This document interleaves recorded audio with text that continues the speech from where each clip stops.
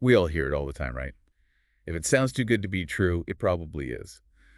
But those probablys can be so tempting. Oh, yeah. And that's what we're diving into today. Mm. The psychology of confidence games, Mhm. what makes us vulnerable, what are the tricks. And just for fun, we're going to use the book The Confidence Game Okay. by Maria Konnikova Cool. to guide our deep dive today. Sounds good. And to kick things off, let's talk about Justin Peters. Okay, so Justin Peters, he's a writer, but he got scammed. Yeah. Not once, but twice. I know, it's hard to believe. Trying to buy cheap airline miles online. The first time he wired money to get this, a so-called pilot, who then disappeared into thin air. Oof. And then, needing those miles, he falls for a practically identical scam Oh, wow. from a totally different person. Oh, no.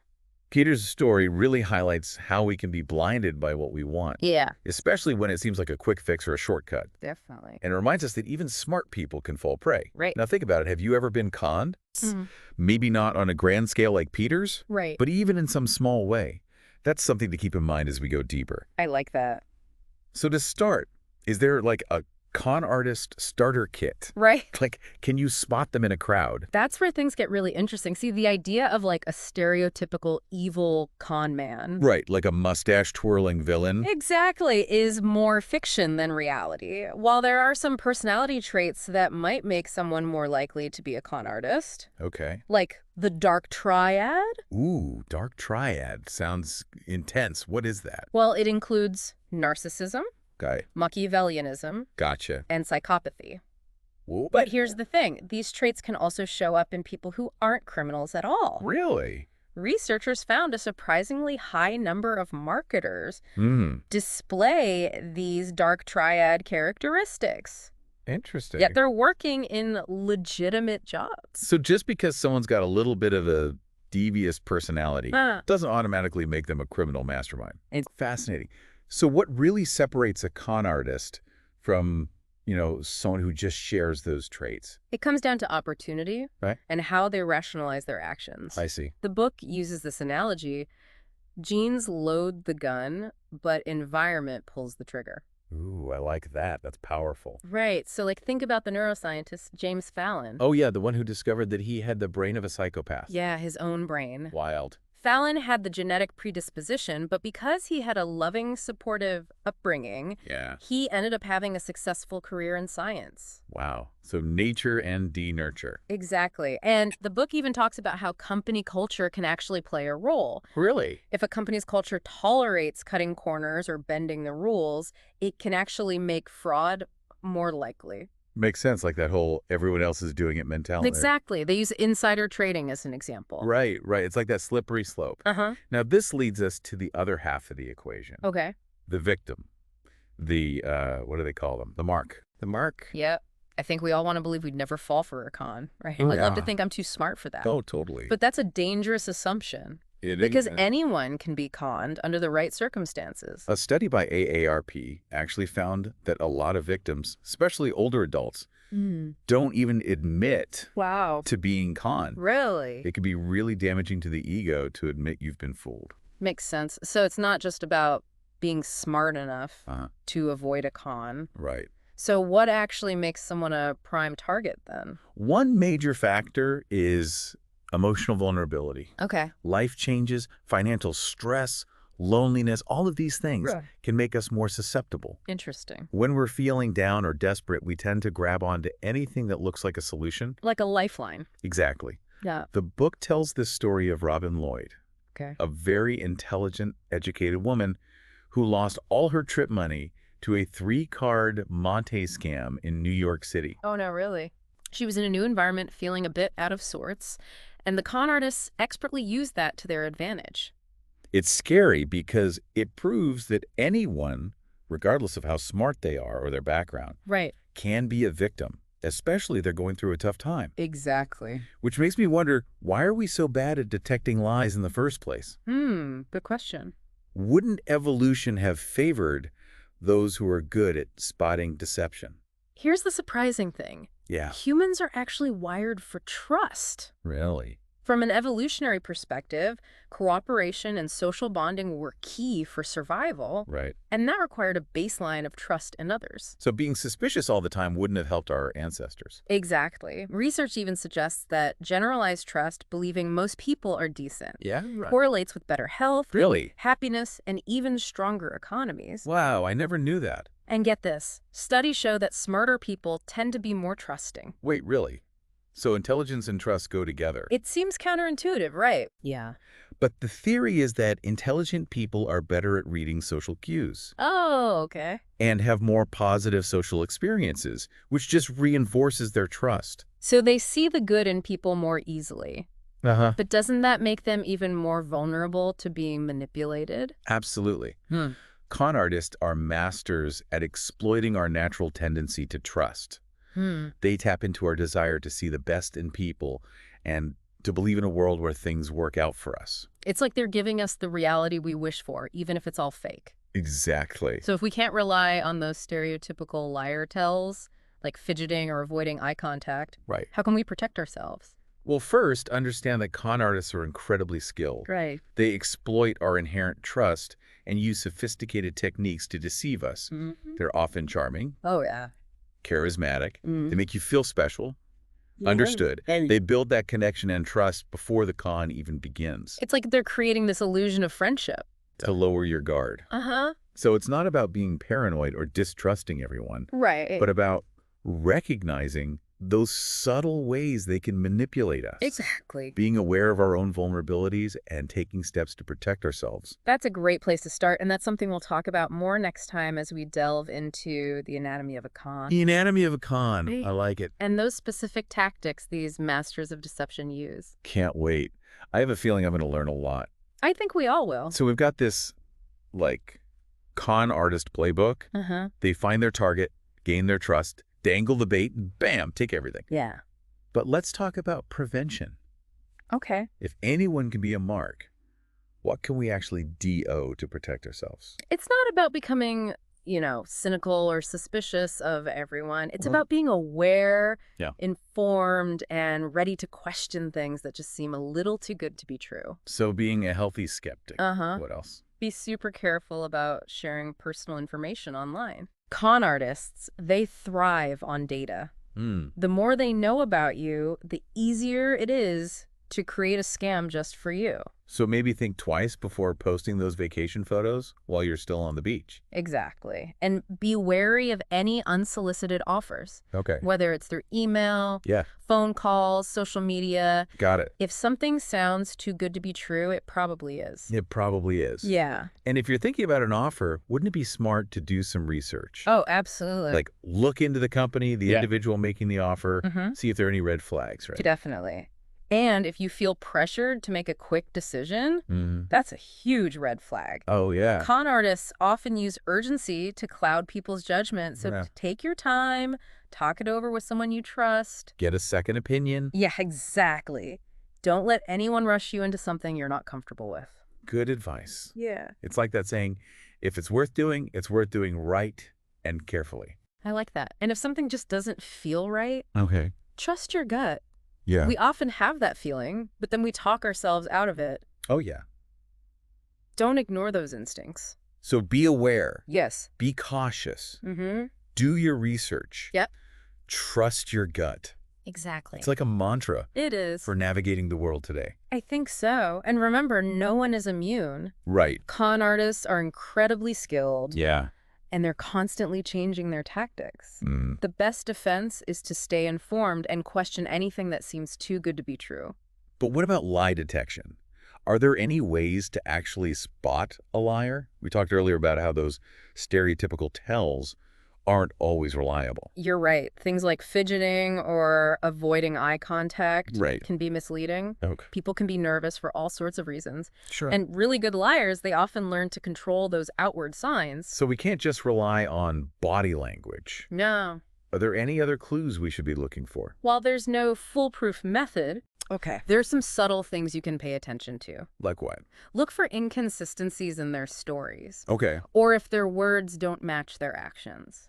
So if someone's claiming to be a successful investor, Yeah. but their lifestyle doesn't reflect that, red flag? Exactly. Got it. Also, notice if they avoid answering questions directly Hmm. or try to change the subject. Okay. And be careful of people who are just way too eager to gain your trust. Okay. Like offering compliments or favors that seem out of place. Like they're trying too hard. Yeah. But how do you balance that healthy skepticism with the need to, be open and trusting Right. in your relationships, personal and professional? That's a great question. It's a tough balance. Yeah. The key is to be discerning Okay. without becoming cynical. Right. Remember, most people are good. Yeah. It's important to start with trust, Okay. but it's also smart to be aware of the possibility of deception, especially when it comes to things like money, power, or really strong emotions. So finding that middle ground Exactly. between naivete and paranoia. You got it. And when in doubt, gather more information. Yeah. Ask questions. Trust your gut. Always trust your gut. If something feels off, it probably is. This is all so insightful. But I have to ask, what if you do become a victim? Is there any way to get back what you've lost? That's where things get really tough. Yeah. As we talked about, most cons, they go undetected. Right. And even when they're reported, it can be so hard to find the people who did it. Yeah. Con artists are masters of disguise, literally and figuratively. Like trying to get your ghost. Exactly. And even if you do find them, Yeah, wouldn't proving their intent be super difficult? absolutely. Just showing that you lost money Right. or that they didn't keep their promises, that's not enough. Wow. You have to prove that they knew they were being deceptive from the very beginning. That seems almost impossible. It can be. So prevention really is our best weapon. It is. It's much easier to avoid a con than to try to recover from one. 1,000%. We have to be our own best advocates, our Yeah. own lie detectors, Yeah. in a world where deception is becoming more and more sophisticated. It's true. And remember, con artists are experts at playing on our psychology. Right. They know how to use our emotions, our Yeah. desires, and our fears against us. It's like they're playing chess with our minds, That's a great analogy. setting us up for that final checkmate. And the more we understand their game, the better we can protect ourselves. So knowledge really is power.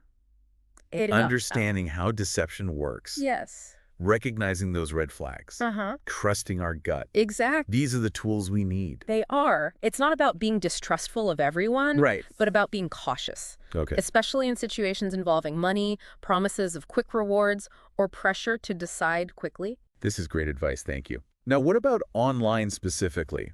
With so much of our lives happening digitally, it seems like there are more opportunities for scams than ever before. Oh, absolutely. The internet is a playground for con artists, and they're getting more creative all the time. So how do we protect ourselves in this digital age? Give us the inside scoop. First things first, be really careful about what you share online, Okay. especially on social media. Right. Con artists can use those platforms to learn a lot about potential victims. So they can create a custom con Exact. just for you. Uh-huh.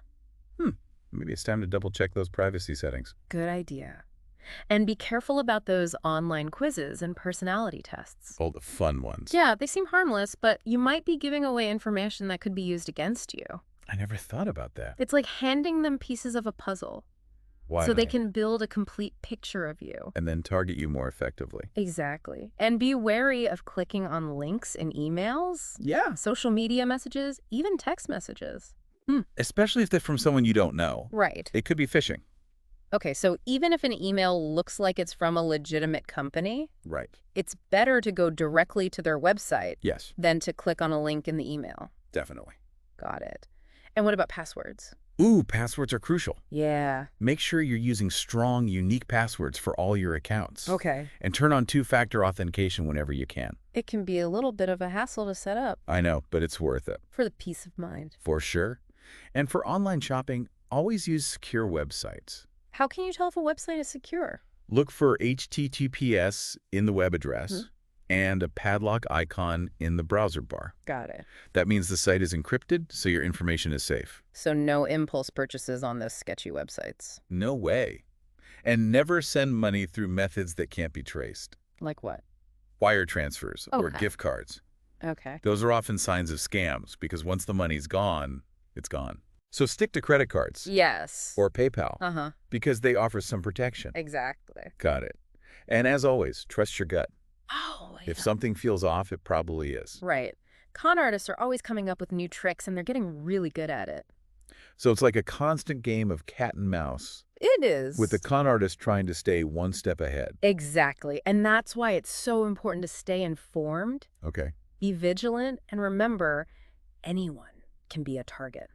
So even those of us who think we're tech savvy and street smart Even us? need to be careful. Absolutely. In fact, con artists often go after people who think they're too smart to be conned. Because they let their guard down. Exactly. So don't get cocky. Right. Stay humble, stay informed, and never underestimate a good con artist. Good advice. The internet has opened up a whole new world, It has. but it's also created new dangers Uh-huh. by being aware of the risks, Yes. taking precautions, Uh-huh. and trusting our instincts. Right. We can navigate this digital world safely. We can. So it's about being proactive, Yes. not reactive. Exactly. And it's not just about our finances. It's Okay. about our information, Right. our privacy, Yeah. our emotional well-being. That's a good point.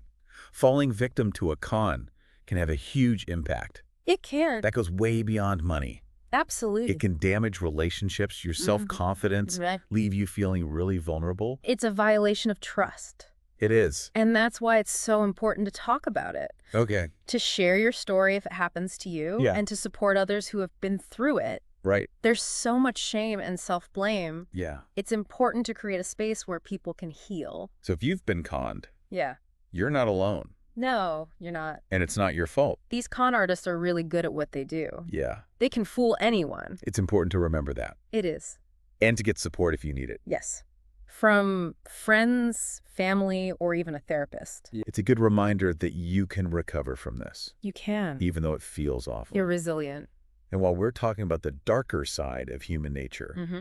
there's also a lot of good out there. Oh, so much. There are people who are kind, Mm-hmm. Yeah. trustworthy, Mhm. and want to help. Absolutely. So it's not about becoming jaded. Yeah. It's about finding that balance Right. between being cautious Yes. and believing in the good in people. Exactly. Be aware, but don't let fear control you.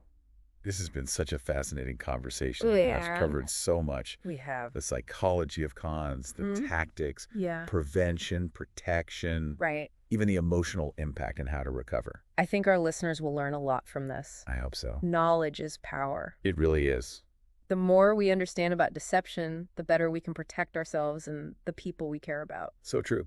Stay vigilant, stay informed, and if it sounds too good to be true, Mm-hmm.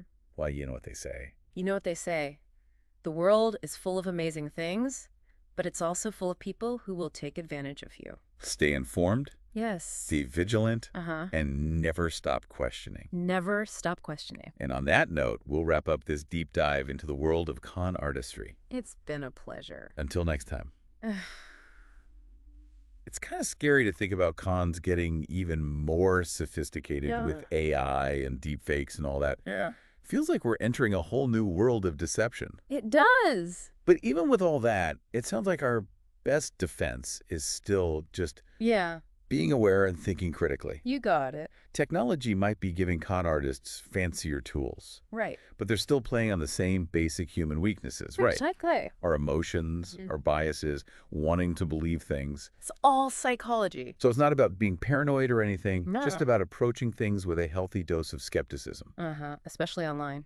Which brings us back to something we touched on earlier. The psychological impact of actually falling for a con. Right. It's not just about the money, is it? It's There's a deeper emotional cost. absolutely. Being conned can really shake your faith in yourself and other people, It can. leave you feeling vulnerable, foolish, even betrayed. It's a huge violation of trust. Like you can't trust your own judgment anymore. Yeah. And that's why it's so important to talk about it. It is. Share your story if it happens to you. Support others who've been through it. It's important to create that safe space Yeah. for people to process what happened and to heal. So if you've been conned, remember, Yeah. you're not alone. You're not alone at all. And it's not your fault. No. These con artists are pros. They know what they're doing. They're experts at manipulation. And it's okay to get support if you need it. Yes, absolutely. From friends, family, or even a therapist. They can help you process everything. It's a good reminder that you can recover from this. You can't. even though it feels awful right now. You're stronger than you think. And while we've been talking about the darker side of things, Uh-huh. there's still a lot of good in the world, too. Oh, definitely. People who are kind and trustworthy, Yeah. wanting to help. It's important to remember that. So it's not about becoming jaded or cynical. Right. It's about finding that balance. Uh-huh. Being cautious, but also believing in the good in people. Exactly. Be aware, but don't let fear run your life.